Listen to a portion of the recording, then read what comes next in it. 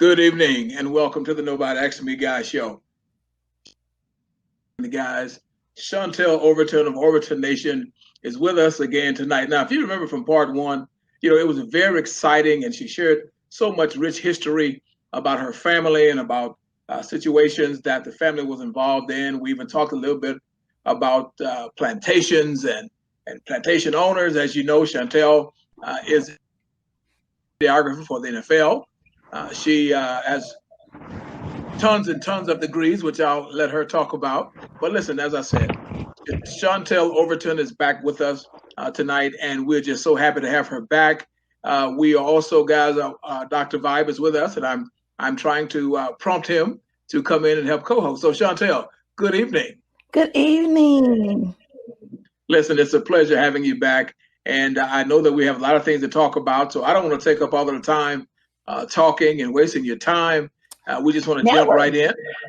Okay. So we just kind of want to jump right in. Now, I know you shared with me that we were going to get more detail, and I was sharing, if you will, just kind of give us an overview because most people, I being one of them, was always taught that Madam C.J. Walker was indeed the first African American female millionaire.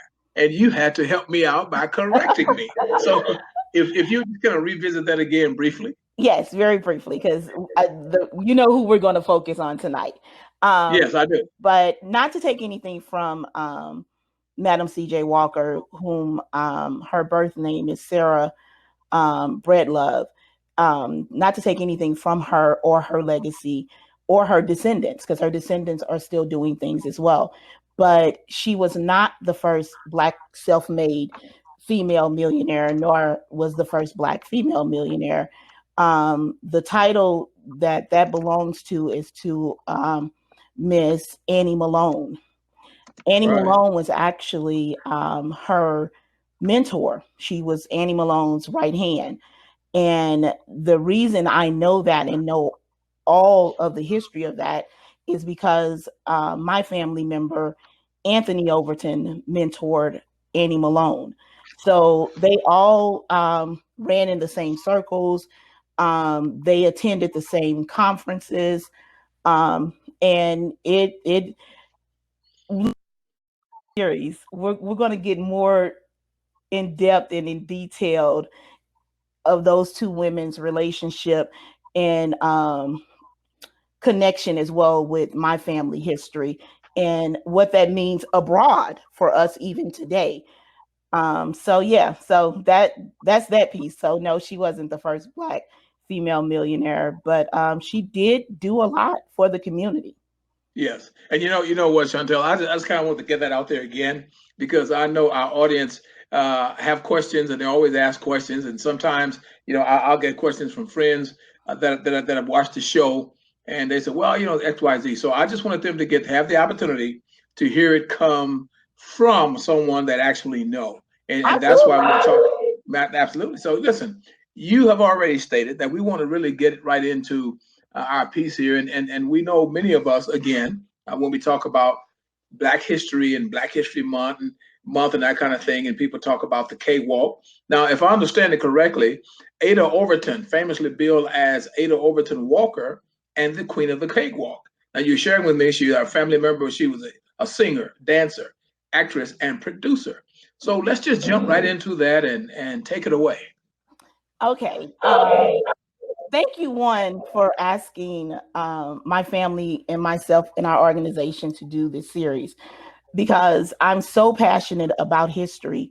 And before I really get into her, in order to really understand what we're going to do from here on out, and even what we did prior to is to really understand why history is so important, why it should become extremely important to everyone, especially African Americans. It's because it is the blueprint to what has already happened, to what shall or could possibility of what could happen or what may happen in the future. Part of the reason that our society is in the turmoil and uproar that is in. Hi, cousin Gloria. I'm sorry. I have to That's stop okay. Go listening right to our ahead. family as they pop in. But part of the problem that we're having in society right now is because um, we don't give the respect to history that we should, and that proper and real history is not known. Um, it is what it is. It's factual. Oh, there's my cousin Tamika. Hey, Tamika. Um, that history has been distorted. Um, so one of you guys need to mute your mic. There you go. Thanks, guys. Sorry about that. So, with that being said, what happens is that we keep viewing our ancestors, especially those that went through the slave trade and were slaves here in America and abroad. We keep viewing them as being victims, and they weren't. We're more victimized now than they ever were, because they were fully aware of who they were, where they came from, and where they were trying to get back to. We, as African Americans in this day and age, are fighting with each other about just basic identity, what we call ourselves, what history we should really hold on to. You don't hold on to a piece of it, you hold on to all of it. I Right. often tell people, when it's all said and done, from me, don't tell part of my story, tell my whole story. Because without telling my whole story, you don't know why I made the decisions I made to get to the point that I had arrived to. And that's why you have a very poor relationship as far as racism in this country, because people view us, one, and we allow it, as victims, and two, that we've never contributed to anything Right. in this country. Right. And that is the Right. that is the biggest falsehood that has ever been perpetuated for over 400 years. We are I don't need you to give me an okay to tell you, or for me to understand or accept that we laid the groundwork to this country. Period. Absolutely. This country was built on my ancestors' back. I don't care where you say they came from. That's facts. Now, there's truth and there's facts. Truth is somebody's perception of what's factual. So, now, Right. with that being said, I want to get into the family member that we're going to highlight, which is Okay. Ada Okay. Overton Walker. First off, so many people say her name incorrectly. But I will say shout out to all of the bloggers, all of the historians that have at least spoke her name. But they like to call her Aida, whatever. But her name is Ada. Even when she was born, her birth name is Ada, Ada, and she never pronounced it differently when she started performing and added the I. And that's oral Okay. history that was handed down. That's why I also tell people, stop listening to those historians that tell you to dispel oral history. Black folks wasn't just running around trying to attach themselves to certain things and certain people and certain accolades because they just wanted to. No, listen to your oral history. And if you're able to find physical and tangible evidence to sustain that, then that's perfect. But don't throw that out the window. Do not do that. Right. So Ada was fascinating.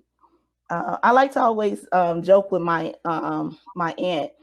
Some people say aunt, I say aunt. Well, actually, it all depends on the region that you come from. Absolutely.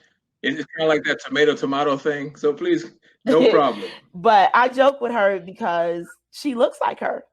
I was like, wow, our genes are really strong. And I had a couple friends laugh at me and was like, no, well, you look like her. And I'm like, I don't think so. Real quick, I want to show you guys a picture of her. Hopefully I can pull it up and you guys can possibly see it. Okay. There Beautiful. Yes. she was very beautiful. And she was crowned the Queen of Cakewalk. She is the person who helped lay the groundwork as well as break down the doors for those that came after her, like the Josephine Bakers. Um, Okay. the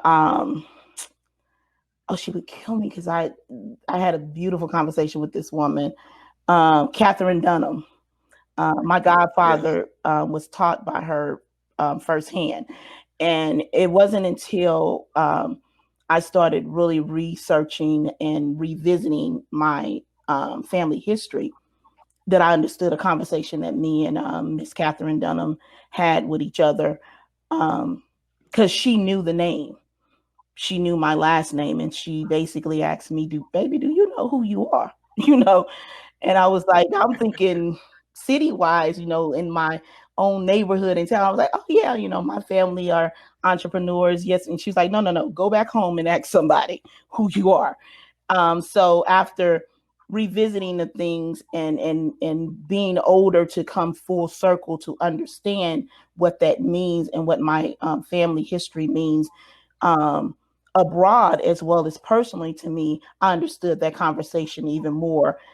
So I just hate I didn't have the opportunity before Miss Dunham passed to go back and have a Well, second conversation with her.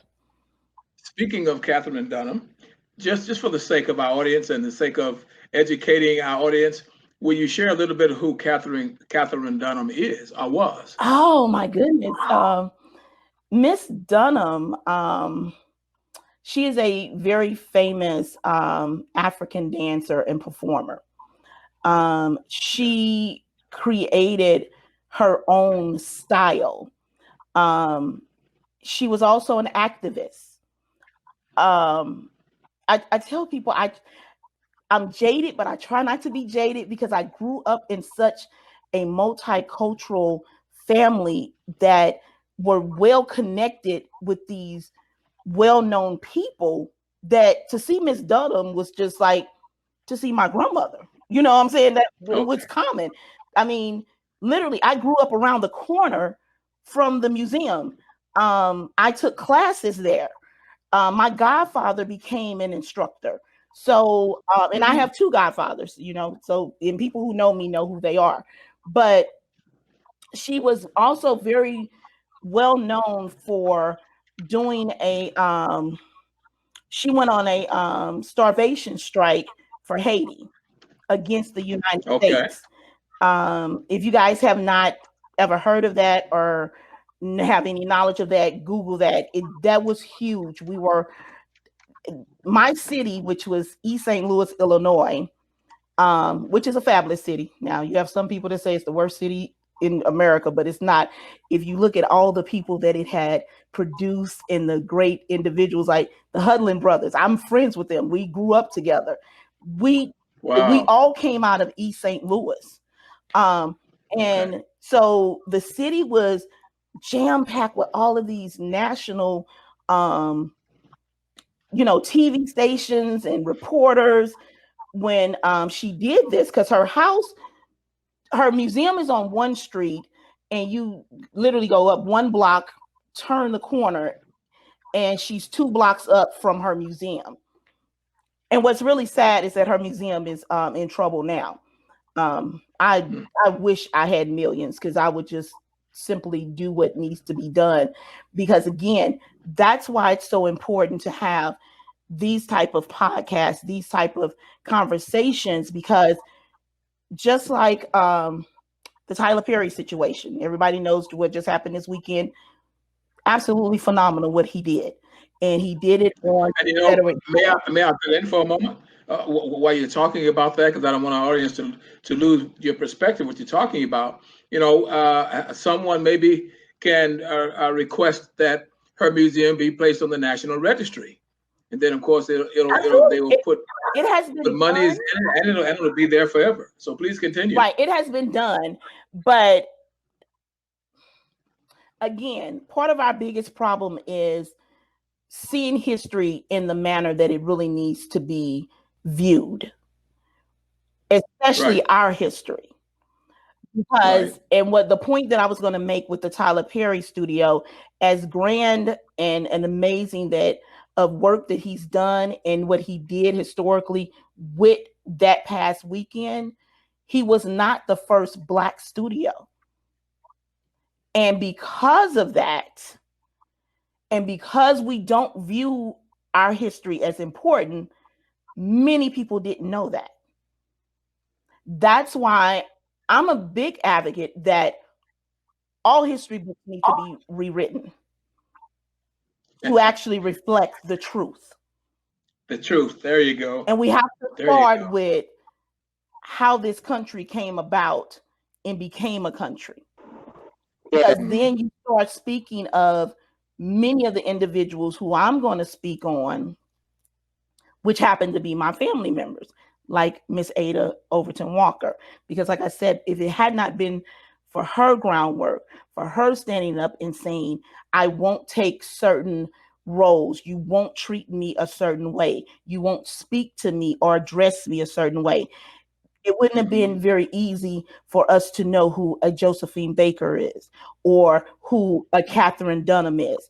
And like I said, I hate I didn't get to have that second conversation with her, because I understood, oh, this is what you're meaning, is that because she was an advocate and she was about, you need to always carry and understand who you are. To understand who you are is to understand the possibilities of who you can become. And that's one of the things that we at Overton Nation work so hard with not just our own family, but with our museum that we go out to show children that this is tangible. Someone who looks like you actually have done this, and you can inspire to do the same thing, but even better, even bigger. Right. But if you don't give a kid that possibility, then they only think what you have fed them to believe. Right. So yeah, Absolutely. she was phenomenal, to the point that, like I said, she became she polarized the dance, the cakewalk. Those that know history know the cakewalk basically came about during plantation time. The slaves would be pulled together, or they would get together themselves and they would dance. And really, it was mocking the dance steps of the plantation owners, because, as you know, Europe danced differently than those of us in Africa. So they thought it was funny. So they came up with this thing and they called it a cakewalk. Well, it was coined the cakewalk because the best person who did the dance won a cake. So really? That's how it got its name. Well, okay. What happened, and a lot of people don't really understand theater. Now, my theater goers understand what I'm about to say. There were vaudeville performers, but vaudeville came about from white actors mimicking blacks in blackface. Yeah. That's why blackface is very, very, very offensive. Period. Yes. And it was meant to be offensive, but that was their form of entertainment, as they had done previously, pulling African Americans together to entertain them with dancing and jumping around, acting a fool. When that no longer was available to them, they then went in, and it was called coon theater, and they would do blackface. Well, again, as we so often do, we pulled it back in, said it's vaudeville theater, and we reversed it. But there were some performers who would, even though they were African American, would still perform in blackface, even knowing the stigma to it, because that was the way they could still make a living and still kind of do that kind of backhand slap to those that were continuing trying to oppress them. Well, she became a very famous vaudeville dancer and performer. Most people even call her a comedian. I've seen a few interviews that bill her as a comedian. Well, I would agree, because look at Lucille Ball. That's the form of the variety show that she did. And she was so good at it that even King Who was it? King James? Was that right? Let me make for sure. My notes keep blanking out. Sorry, guys. It's okay. I have so much. Yeah, King Edward VII actually commanded for her to come and perform. Right. And she was paid very well through family oral history. She was paid way more than was ever thought of for an African American performer. So she went and did that, and she was well sought after for performances, for plays, because that was when the era of plays had started coming about, when vaudeville had started, falling off, because then society started growing and saying, okay, no, it's not okay to perform in blackface. No, it's not okay to perform these types of skits. She ended up marrying one of the most famous half of a duo, which was her husband. Because let me give you her full name. I'm sorry. Her full name is Ada Overton Walker, and Right. her husband was Walker and Williams, Burt Williams and George Walker. They were extremely famous in their own right. And what a lot of people don't know, they met through a dance company called Black Patty. I think it's Turbonts. And it's so funny how my family history keeps circling, because that individual who started that dance troupe, she was extremely famous in her own rights as well. That later on, the first black label was named after her. And I'm a hold off on that tidbit of information. That's okay. Because you know what, while you're thinking and while you're working on that, if I remember the history correctly that I've seen referencing Burt Williams. Now, if I'm not mistaken, I think Burt was actually the first uh, dancer during that time as an African American male to refuse to continue dancing in blackface. Now, I could be incorrect, but I was checking on some history recently, and I think that Burt was one of those gentlemen that refused to continue to dance in blackface. Here's the thing. He's been noted to have said that. Yes. I have heard family members repeat that. Yes. But as a historian myself, it had to be after he decided to stop doing it himself, because Okay. George had never performed in blackface, but Burt had, and always would. There are pictures in playbooks out there that still exist. They're very rare, but they exist, that he's in it.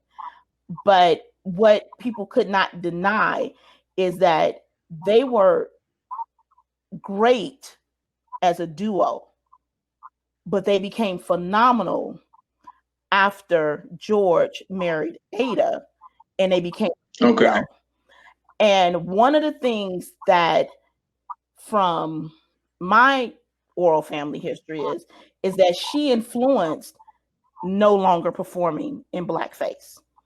And her thing was, And maybe I have my names mixed up. It's either George or Bert, and you're saying that George never performed George never in performed it. blackface. Well, he was a very Yeah. dark-skinned man. He never performed Yes.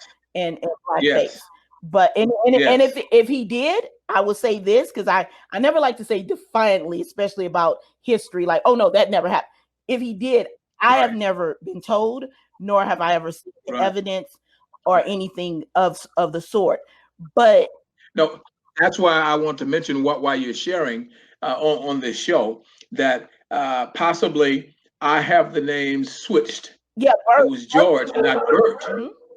Yes. But Bert is So also please the continue. one, after George passed away. Bert is the one that was it W.C. Hanley said that he was the funniest comedian in their time. That's huge when you're in the heat of a very racial heated society. Yes. This is the man who stood next to Miss Mae West. Okay. So that's huge to for someone of his caliber to say, no, hands down, I do what you do, but you are the funniest. It's almost like Eddie Murphy, or no, Richard Pryor turning to Eddie Murphy and saying, no, you are the funniest that have ever done it. That's Yeah. equivalent to that. So Okay. that kind of gives you a little bit of just how amazing this trio was. Um, the individuals who did Cinderella sought after Ada to the point that they wrote a play surrounded by her. That's big. You're talking That's huge. um, That is huge. you're talking about an era where legally African Americans weren't even considered a whole human being. Right. We weren't even looked at as Right. human. We were looked at as property. Now this is Hmm. coming out of this is during all the Reconstruction era, and she lived in Harlem. So you have all of this going on, and what was what was so impressive to me is to see how well my family networked and stayed connected to help, even though I'm not really a part of your, genre, or your business. I'm gonna do my part to make for sure that you succeed. I'm gonna do my Right. part to make for sure the world never forgets your name. And Right. that is even evident in what Anthony did for her, meaning Anthony Overton, who owned Overton Hygienic Manufacturing Company in Chicago, Illinois. He named a pomade after her, which we all know what a pomade is. That's grease for African Americans' hair. Well, you know what? You know what, Chantel? I was going to say possibly all the women know what a pomade is, but just speaking from a male perspective, some of us may need a little education. Right. Well, it's basically a texture and form of grease that help you groom your hair. And Yeah. not only did he say, "Oh, this is Ada pomade," and we have the artifact. We have actually two of them, two of the jars. One of them still have the product in it. Wow. Yes. But he put her name, her full name on it. So that was Hmm. an honor in itself. She had a ton of accolades, and to now see performers, to see my family members that are breaking into performing, um, it is it's imperative for us to make for sure that those that come way beyond us don't lose this history, because again, most of the things that we're fighting for and fighting against, we're doing it over and over and repeating history because you don't know your history. Right. She already broke Right. certain doors down. She already laid the groundwork. Because like I said, like you were saying, she was adamant. Like, no, I will not take these roles. You will not speak to me like this. I will not perform for a segregated audience. So if you can't come down to Harlem and mix in, then so be it. And if we can't come Right. uptown and mix in, then that's not where I'm billed at. Right. And Now, as you share this history, Chantel, do you get a lot of negative responses uh, by individuals not wanting to accept the history that you share absolutely, as it relates to the Overtons? absolutely. I have had people attempt to challenge me, but I Hmm. have documents, as younger people say, I have receipts. But even without receipts, why is it so? Let me say it this way, and I said to people that tend to come and try to challenge me, because that's what they're doing, trying. Um, why is it so easy for you to believe the spoon-fed, distorted history that those that placed us in chains, that have oppressed us and continue to oppress us? Why is it so easy for you to believe their history in their version of history than to believe what I'm telling you. I don't have Yes. anything to gain or lose by giving you your history, but you have everything to gain and lose without knowing it or accepting it. Yes. That's why you're Now, where you're at now. as you should. Yeah, but as you share that, Dr. Vibe is saying the more we know about our history, the more we need to know about our history. And if I can just segue off of that just a little bit, as you're sharing, Mm-hmm. that disturbs me greatly in this 21st century because of all the things that you've shared with us previously, in that many situations have already been addressed. However, sadly, because we have not been told that by massa, Mm-hmm. then whenever someone of color comes out and quite honestly copy something that's already been done, then we accept that as being the first. And that's why I wanted you earlier to go back and you've already done that, and to mention Madam C.J. Walker. And I have to say that we as people of color have to understand and accept the fact that it's not, as you stated, not taking anything away from anybody, you're not downplaying anybody, but we just want to get the real history out there. Absolutely. So please continue. And that's one of the things, like I said, that's one of our missions is to be able to help preserve and share and teach the history, not only just so that you have the knowledge of it, but when you have knowledge of it, then guess what happens? It inspires you to do the same, if not to do better. Because like I said, I worked in the NFL for what, 23 years? Yeah, 23, 22, 23. I always have to think about it. I always have to look up when the Rams came here. But anyway, um, when I look at that, one of the things that often me and my marketing manager used to talk about all the time was it's so funny where it's okay for this group to do it, but not for you all to Yeah. do it.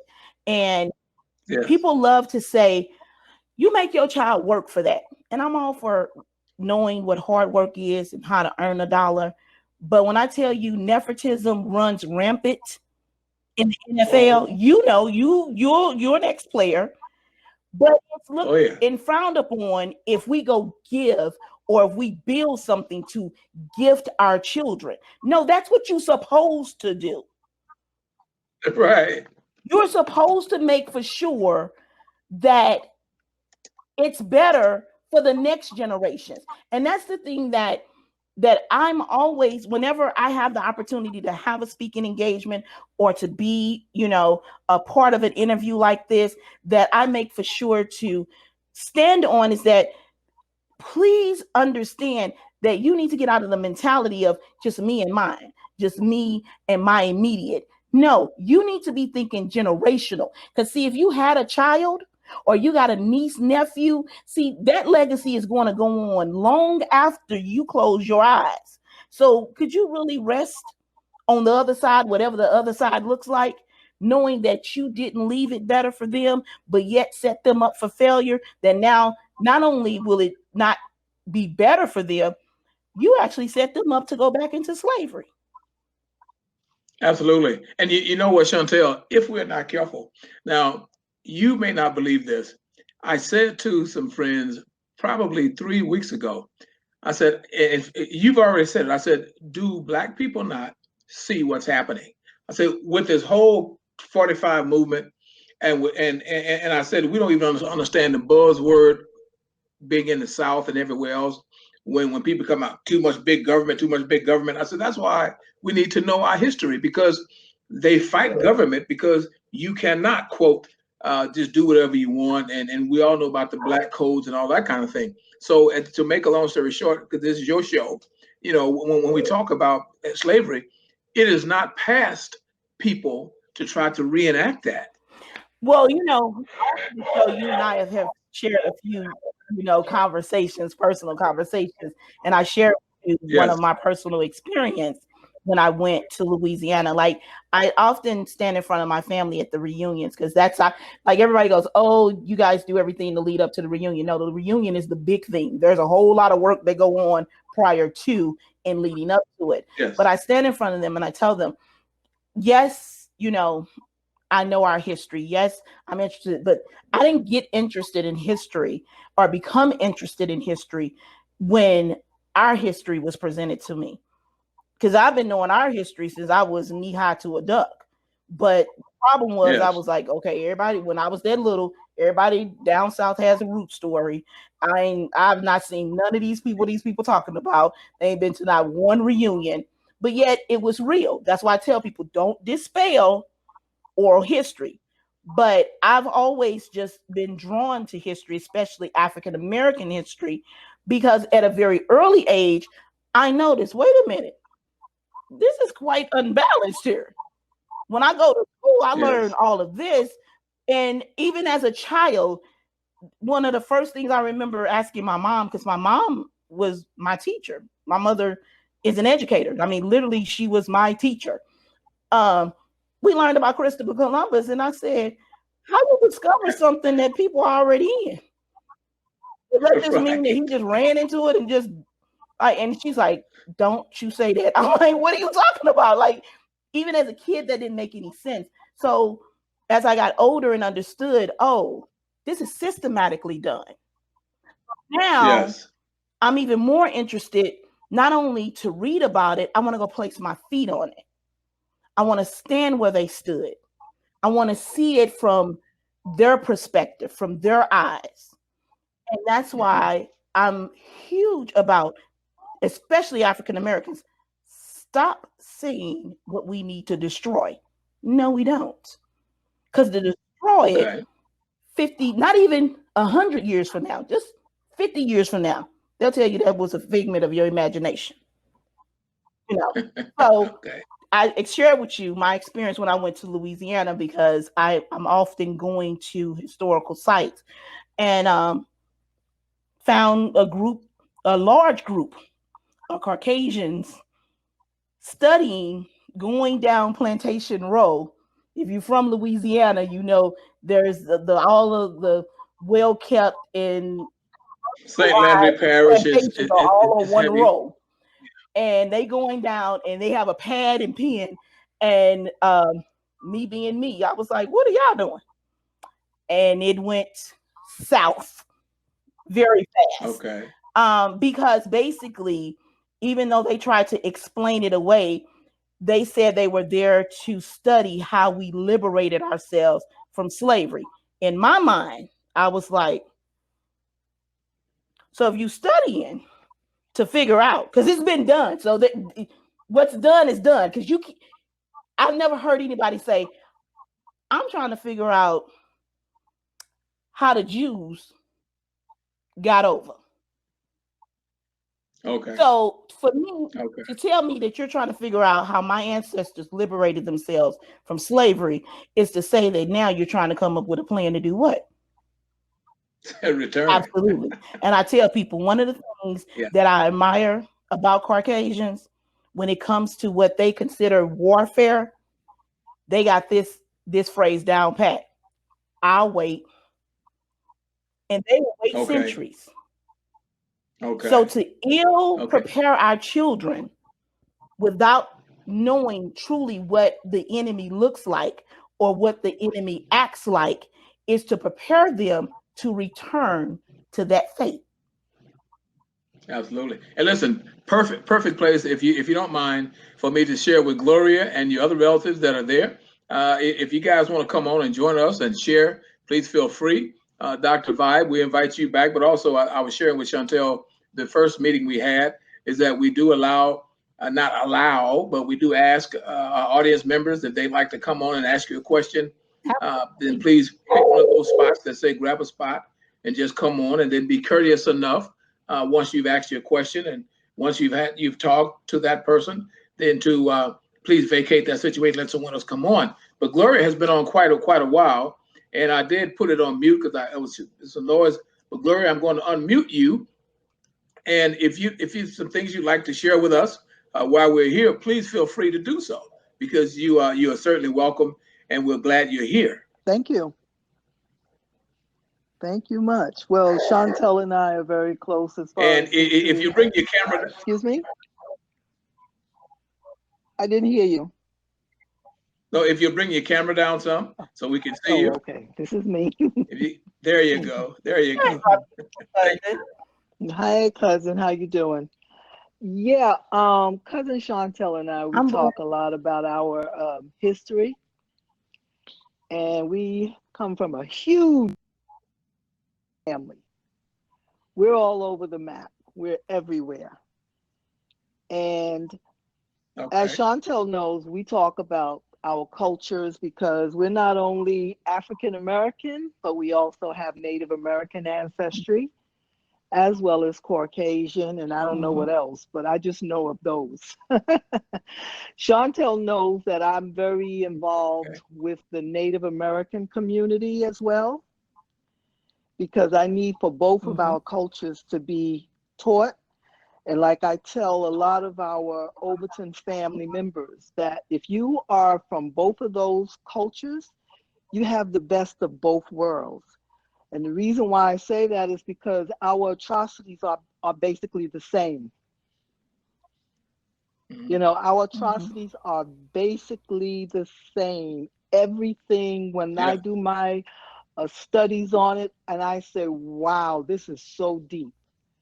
Basically the same. And really, today's fight, we all have that same fight. If Hmm. these Hmm. cultures could come together as a people, we would become unstoppable. Absolutely. Okay. And that's what 45 and his friends are afraid Oh, of. Absolutely. definitely. Oh, definitely. Doesn't want Absolutely. that to happen. But we Yes. first have to make peace with our history. We're the only Mm-hmm. culture that have decided that we don't even want to address it. We don't Mm-hmm. want to own it. But then we get Mm-hmm. upset when someone else, you know, manipulate the narrative and say, oh, well, that ain't really how it was. It's like, Mm-hmm. no. But if you were a, that's why I'm so amazed and proud of Tyler Perry, because like he said, Yes. he wasn't saying it to say, oh, I don't like those people, but he's saying, due to the fact that you couldn't see the value in me, I'm not begging for a seat at your table. I'm in Mm-hmm. the line of building Right. my own table. And until we understand that and get that in the mindset of our children, but it's like, well, how do we do that? Because you know me, cousin Glory, my thing is, okay, we can The talk history, but babies. now it's like, what are we doing with that today? What are we Mm-hmm. doing with that blueprint today? And the thing Mm-hmm. is that you have to teach it, and you have to teach it as it unfolded in order to inspire the next individual. I often tell my family, now I might not be the individual who makes that change, but I will be the individual who sparks that individual who makes that change. And I took Mm-hmm. that from Tupac. So again, if we don't teach about Ada Overton Walker, you really Right. can't understand the plight of a Josephine Baker or how Absolutely. Catherine Dunham came about. And you Mm-hmm. have to teach it so that they'll understand, oh, you were more than just someone picking cotton or out Right. in the sugarcane fields. Mm-hmm. And you have to understand that this woman ran an empire, and she was so impressive when her husband died. She performed as him and Mm. Okay. Okay. herself Okay. Mm-hmm. and kept the empire going to she then could then what? Turn it around and say, okay, yes, we've lost him. Let's see what else we got to do. And then carry on. Mm-hmm. She also, what again, many things that we don't do is what Dr. Vibe said. You have to pass that torch. Gloria, Yes. Absolutely. no, our Mm-hmm. organization is deep. We have ambassadors, we have the board, we have the committee, and I have at least two family members under me that I am giving all that I can because they laugh at me. I'm like, I'm not gonna do this for the rest of my life. This is to be passed on because if we don't bring that in, if we don't teach our children, if we don't bring them into the fold of what we're doing, everything we are doing is lost. and it's done for. We've done it in vain. That's the thing that Absolutely. I was watching the other day how they was doing a documentary on how they're how fast they're killing not only African American men but African American children. I said, okay, did somebody skip past Emmett Till? Oh goodness. See how Yes. if you knew your history that you can understand how easy it is for a mindset of an individual that still thinks like his great great great grandfather could easily kill a kid. Yes. Because you're talking about a baby who went inside of a convenience store and a woman lied. And then let's Yes. not stop there. Yes. Let's talk about Rosewood, Florida. Hmm. And then how they're so manipulative of it to make you feel like you should really feel guilty of this. You should feel really ashamed that you and your ancestors allowed this to happen to you. No, that's when you go back again, because I'm all about getting to the root of the problem and then figure the solution out. No, it didn't just happen to us and we didn't just allow it to happen. You out weaponry us, which is also why I keep telling people, keep sitting at home and don't vote. One of your rights is to bear arms. Mm-hmm.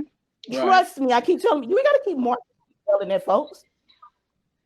Go legally get a gun. Legal. Get your license to carry. And our NRA will announce to everybody, y'all better leave them folks over there alone. Absolutely. It's about being our weaponry. From Black Wall Street. Ask yourself not only what happened at Black Wall Street and teach it, but why did it happen? Because all those that came back from World War II, and my family had the oldest living World War II veteran until December of last year, which was Richard Overton. Richard Overton. They came back from World War II. They were allowed to keep those weapons, and those were the weapons that they turned on Black Wall Street. Huh. So how do you combat?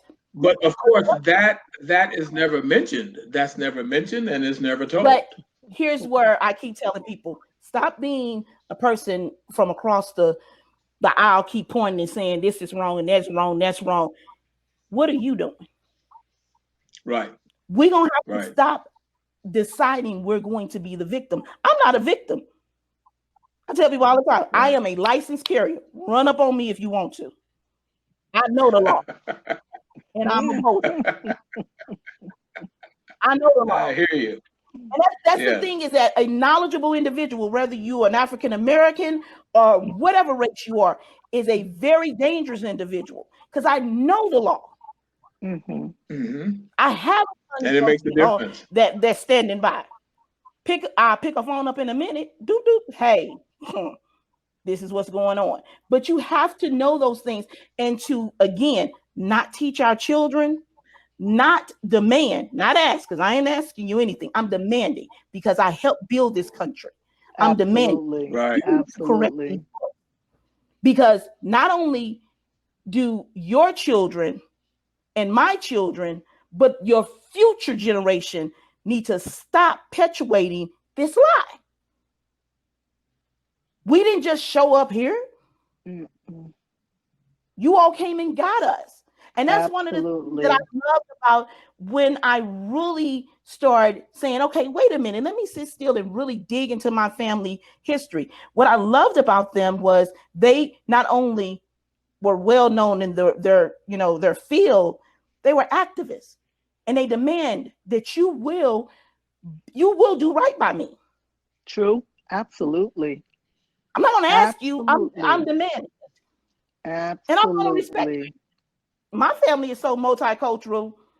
I mean, Matt Overton. If anybody go Google him, Matt Overton from the NFL is my cousin. Mm-hmm. Caucasian. My family gets along on all levels.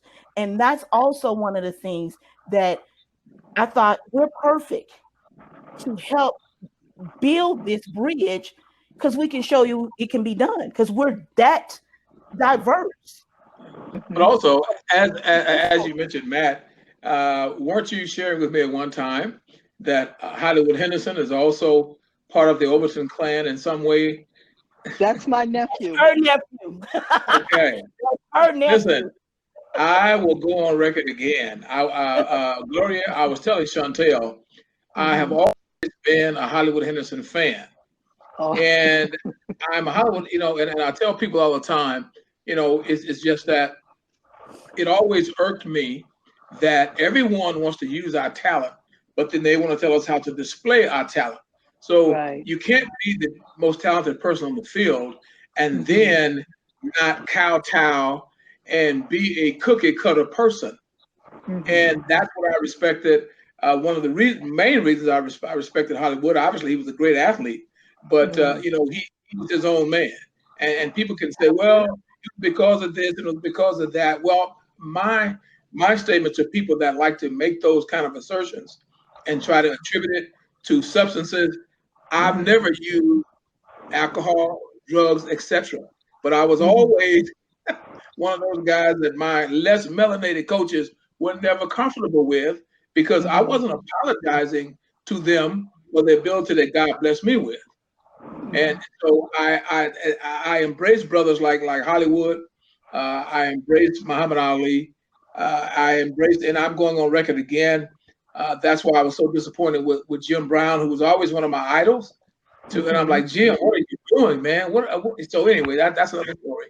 But as you share these things, as you and Gloria share about your ancestry and about how strong things have been, I also want to say to see Tamika Ayers is here as well, and if she'd like to share, please feel free to share because we know, Ms. Chantel, that we are doing a series, and this is part two. And I know we're going to be doing three, four, five, however many we need to do to get this entire story out. So I just wanted to Hmm. share to Tamika. If you want to share with us tonight, please feel free to do so. We're getting ready to wrap up tonight's episode. However, Chantel and I will be scheduling part three and Hmm. part Yes. four, etc. So I am putting uh, Chantel on notice that this is a series that I'm committed to. The Nobody Asked Me Guys show is committed to, and And and I and so appreciate that. it's so full of so full of so much information, and it's a wealth of history that needs to be shared. And please allow me to say, and I see Chantel, when you and Gary were talking, a lot of hearts and thumbs are going up on my other monitor here, and I'm so happy about that. But I just Hmm. have to share this: is that when we have individuals, when we can look at living, breathing individuals that can tell history to us, Hmm. Hmm. it's different than just being able to read something from a book. And that Absolutely. I Absolutely. say our audience appreciates that, and I appreciate that. So as you ladies have been here with us tonight, please again allow me to thank you so very much, Chantel, and having some of your other family members join in with us. We want to give you an opportunity to save parts three, four, and five, or even six.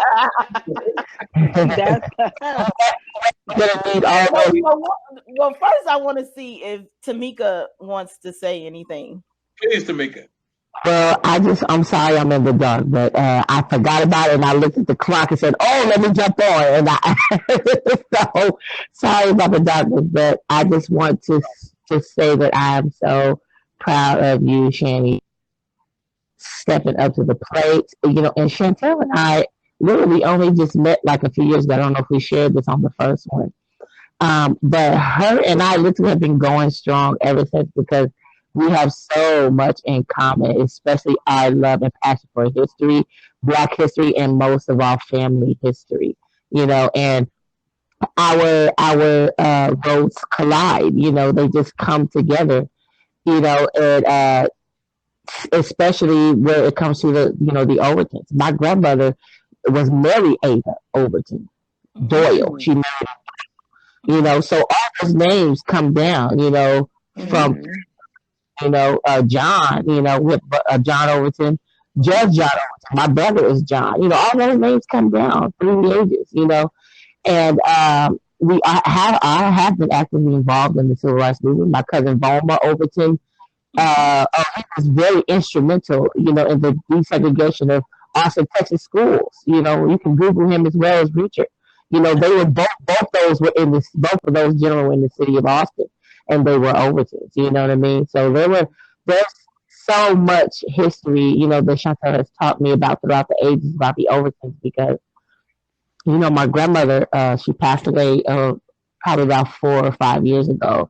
And my grandmother's grandmother was the Overton, and so meeting her, everybody's gone now, but I remember a lot of my older relatives. My grandmother's father, Vernon Doyle, Mary Ada Overton was his grandmother, but I met Chantel's uncle, who lives actually around the corner from me here in Memphis, and Oh, Uncle P. my great grandfather and him look like twins. It is Wow. scary. My great grandfather was born in 1900. He's 6 years older than cousin Richard, who just died. Mm. But Chantel's uncle, who's alive right now, who's in his 80s, they look like twins. It's so scary. They look just alike. So the bloodline there is thick. We all share a lot of the same features. I mean, it's just scary. And I'm from California. I came to Memphis for college. I graduated from the University of Memphis. So it's crazy. And I work at Overton High School. Yeah, I know it's crazy. I which my ancestors in Austin, Texas. No, yeah. she's in Memphis. She's Oh, at she's in Overton High Memphis. School. I'm sorry. Remember No, the I high was school thinking that was of right behind the Bulma. plantation? Sorry. Yeah, That's there's what I no was thinking of. Bowman School. have No, a I was lot of thinking Overton. of Bulma Overton school in Nah, Austin, they just Texas. celebrated his birthday. Did you see the picture of Kim? I'm sorry. Wait a I'm minute. We getting sorry. off track because now we just talking like family. I got mixed up. That's okay. There's a lot But of schools that are named after our family. And I'm like, Right. and That is so cool. what is so Yeah. funny is that normally I'll get a phone call from somebody. They go, wait a minute, Chantel, somebody said, and I'm like, no, y'all got that mixed up. That said such and such. It is so funny because we all get together even at the reunion, and you see everybody running because, like I said, we have a mobile museum of our artifacts, and it's not Really? just to say our family. This is saying, look what African American history and what African American descendants can do. Well, we set up that museum at every reunion. Won't happen this year, y'all, but it happens every year. And they're able to tangibly see. And this past family reunion in New Orleans, it was so amazing to see the babies gravitate to it and Good. start asking questions That's what we and want. take pictures because everybody's into the social media. So I cannot express or say in words how important history is, and not just my family history, but to know what's possible. Absolutely. Um,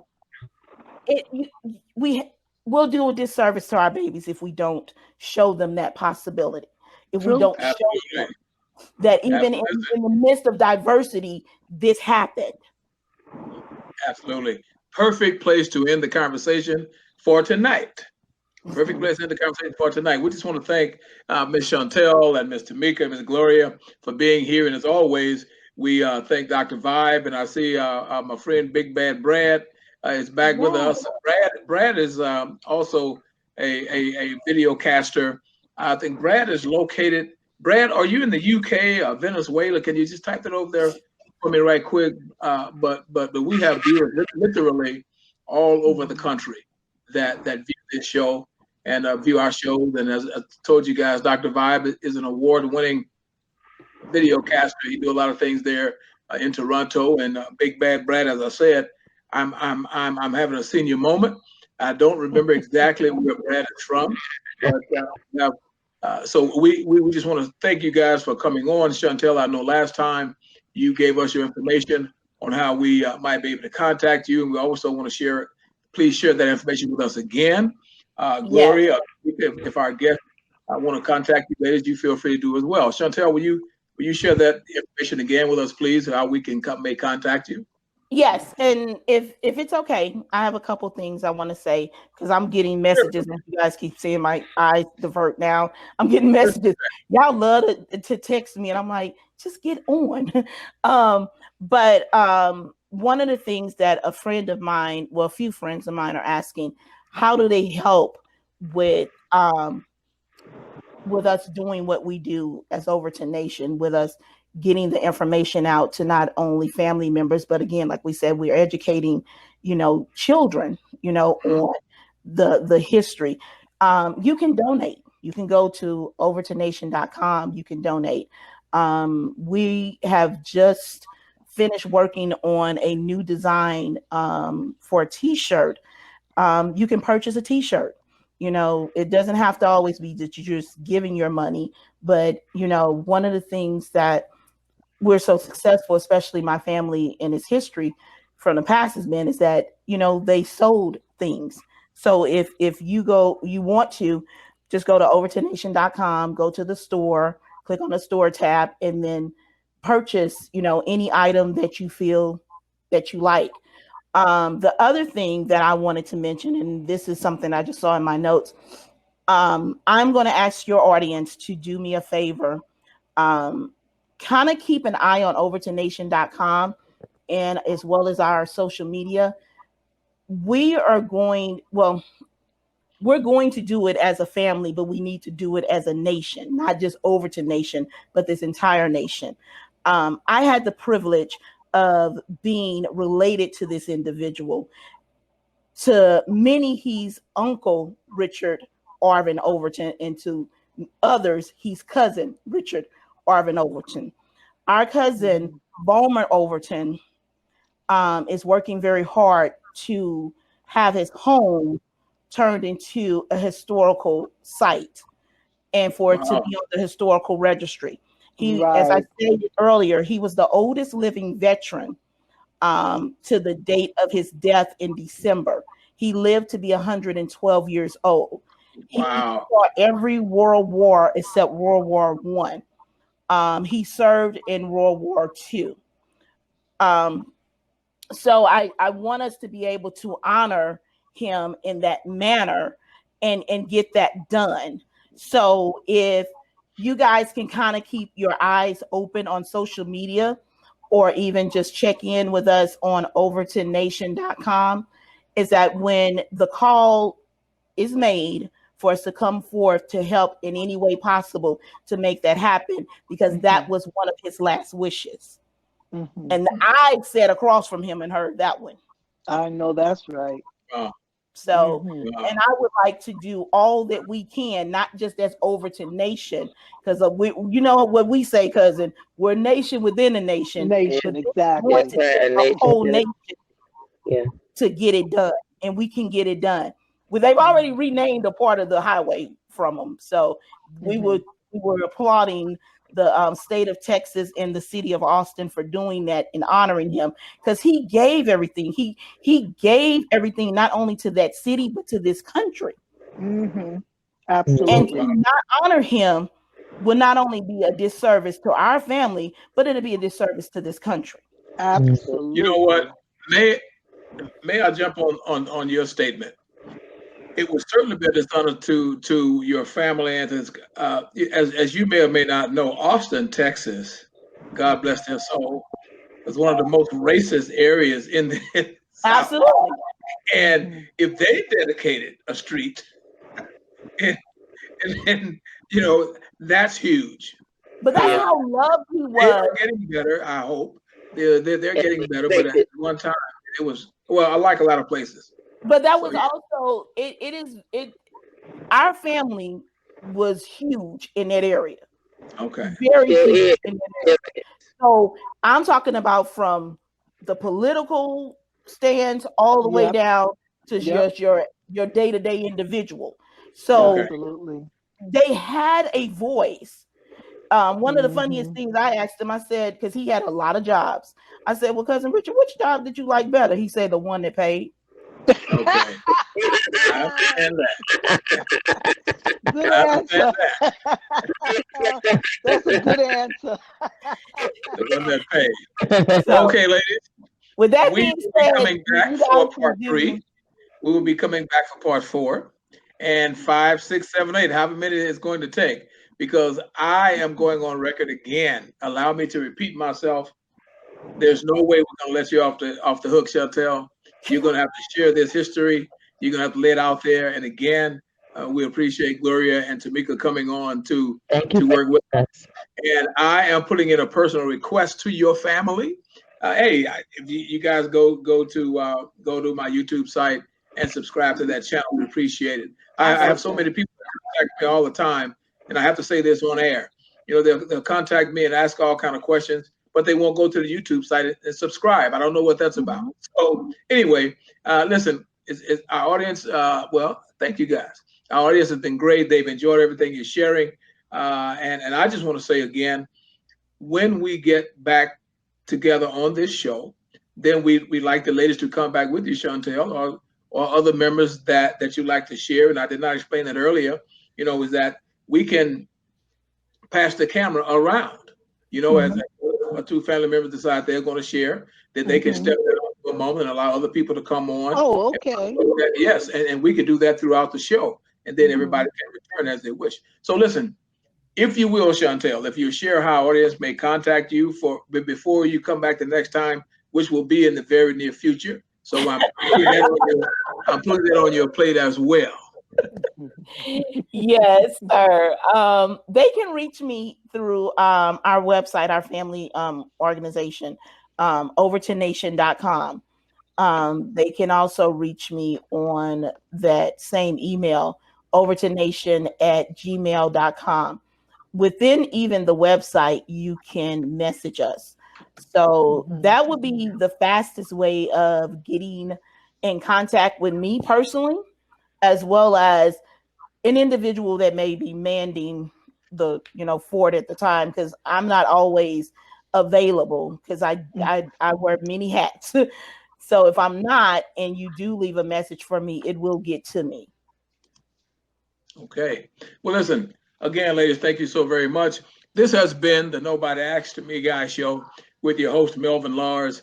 And guys, listen, we always appreciate you coming on board and sharing with us. And we also appreciate most definitely our Get Vocal colleagues in the persons of Dr. Vibe and Big Bad Brad and some of the other individuals that came on for a short time and jumped off. But we appreciate you. And of course, we always appreciate our audience. They go very deep and they're very strong. And usually, you know, I guess we do such a great job. They never come on and ask questions. They just kind of sit and they give us these thumbs up and the hearts. Well, how start asking questions? I mean, like, I don't want to be the only one just talking. No, well, listen. This is your platform, and any other individuals that would like to share when you're on, they're more than welcome to do that. So with that, we want to tell our audience again that they can contact me most easily at www.dyingonmyfeet.com. Also at the Nobody Asked Me Guy show at gmail.com. And guys, as always, you know I'm an author. And you see a couple of books in the background, but my latest book, Mothers and Their Men, an introspective look at mothers rearing their sons. There's no book on the market like it. We want you guys to have a copy. I'm going to personally autograph each copy. And they're only $20, guys. They're only $20. And if you buy Mothers and Their Men, Dying on My Feet, and Poet's Song in the Key of Life, you get the whole bundle for $50. You can't beat that price, and an autograph. And it's excellent reading, I've been told. So listen, have a great day. You can contact me again, www.dyingonmyfeet.com. And Chantel, as we close, and as I say to your family members and to our friends that are still listening, we want them to certainly go to your website, go to your email, make those donations, and to support Overton Nation and what Overton Nation is doing. So again, we wish you guys good night. And we thank you so very much for being here, Chantel. Gloria, I think Tamika has already made her exit. And again, Dr. Vibe, Big Bad Brad, we certainly appreciate you and all of our other friends that came in a little late that I did not get to acknowledge. We thank you very much. And we want you to have a great and blessed night. Thank you. Thank you, guys. Thanks. Okay. Right. Talk to you later, Cousin Chantel. All right. Love you. Talk to you later. Love you too. All right, sweetie. And thank you, Mr. Melvin.